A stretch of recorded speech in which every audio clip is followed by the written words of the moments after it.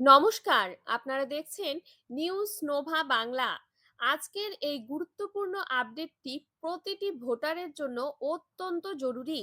বিশেষ করে যাদের নাম 2026 বিধানসভা নির্বাচনে ভোটার তালিকা থেকে বাদ পড়ে গেছে, অর্থাৎ যারা ডিলিটেড ভোটার, তাদের ভবিষ্যৎ কি? তারা কি আর কখনো ভোট দিতে পারবে না? নির্বাচন কমিশন এই নিয়ে কি বড় ঘোষণা করেছে, সবকিছু আজকে আপনাদের বিস্তারিতভাবে জানাবো।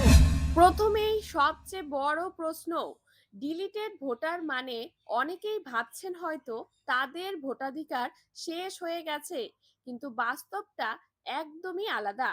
ডিলিটেড ভোটার মানে আপনার নাম ভোটার তালিকা থেকে কোনো কারণে কেটে দেওয়া হয়েছে, কিন্তু আপনি ভারতের নাগরিক হিসাবে আপনার ভোটাধিকার হারাননি।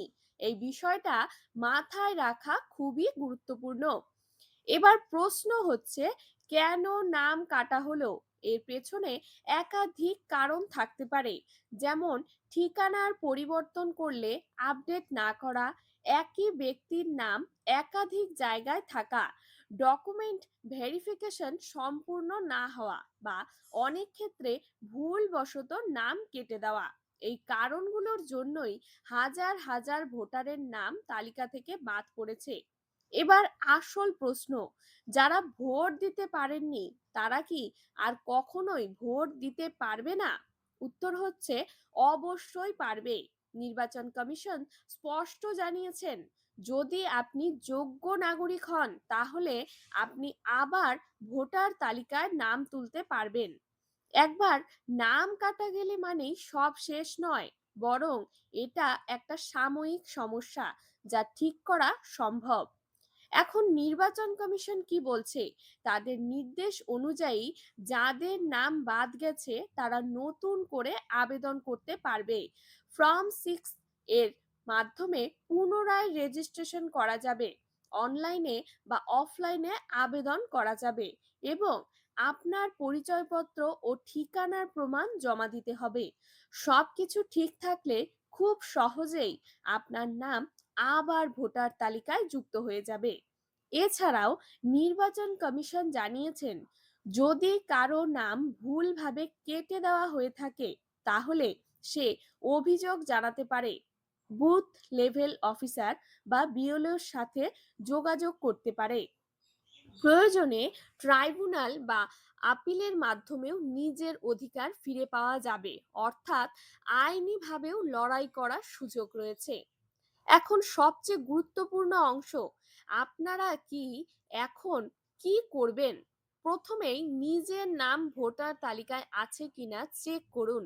যদি নাম না থাকে তাহলে দেরি না করে সঙ্গে সঙ্গেই আবেদন করুন। সঠিক ডকুমেন্ট প্রস্তুত রাখুন এবং বিএলও ভেরিফিকেশনের জন্য প্রস্তুত থাকুন। এই কয়েকটা স্টেপ ফলো করলেই আপনার সমস্যা অনেকটাই মিটে যাবে। এখানে একটা বড় সতর্কতা, অনেক জায়গায় গুজব ছড়ানো হচ্ছে যে একবার নাম কেটে গেলে আর কখনো ভোট দেওয়া যাবে না। এই তথ্য সম্পূর্ণ ভুল, এটা বিশ্বাস করবেন না। নির্বাচন কমিশন নিজেই জানিয়েছেন যে প্রত্যেক যোগ্য নাগরিকের ভোটাধিকার রয়েছে এবং সঠিক প্রক্রিয়া মেনে সেই অধিকার ফেরত পাওয়া সম্ভব। সবশেষে একটা কথাই বলবো, যদি আপনার নাম ডিলিটেড হয়ে থাকে তাহলে চিন্তা না করে এখনই পদক্ষেপ নিন, কারণ সময় মতো আবেদন না করলে পরবর্তী নির্বাচনেও আপনি ভোট দিতে পারবেন না। সুতরাং সচেতন থাকুন, অন্যদেরও সচেতন করুন। এই তথ্যটা যত বেশি মানুষের কাছে পৌঁছাবে তত বেশি মানুষ তাদের অধিকার ফিরে পাবে। ভিডিওটি ভালো লাগলে লাইক করুন, শেয়ার করুন এবং আমাদের চ্যানেল নিউজ নোভা বাংলাকে সাবস্ক্রাইব করতে ভুলবেন না। ধন্যবাদ।